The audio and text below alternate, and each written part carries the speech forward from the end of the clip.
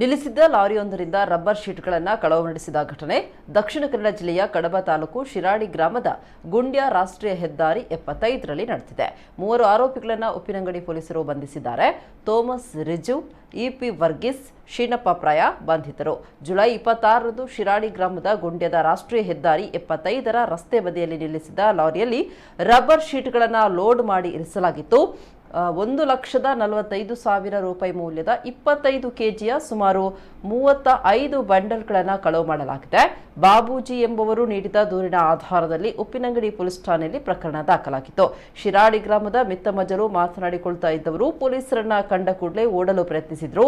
ಕೂಡಲೇ ಬೆನ್ನಟ್ಟಿ ಹಿಡಿದು ವಿಚಾರಣೆ ನಡೆಸಿದಾಗ ಜುಲೈ 26ರಂದು ರಬ್ಬರ್ ಶೀಟ್ ಬಂಡಲ್ಗಳನ್ನು ನಾವು 3 ಜನ ಮತ್ತು ತಂಗಚಂದ್ ಹಾಗೂ ಸನೋಜ್ ಸೇರಿಕೊಂಡು ಕಳ್ಳತನ ಮಾಡಿ ತಂಗಚಂದ್ ರವರ ಜೀಪಿನಲ್ಲಿ ಸಾಗಿಸಿರುವುದಾಗಿ ಹೇಳಿ ತಪ್ಪು ಒಪ್ಪಿಕೊಂಡಿದ್ದಾರೆ.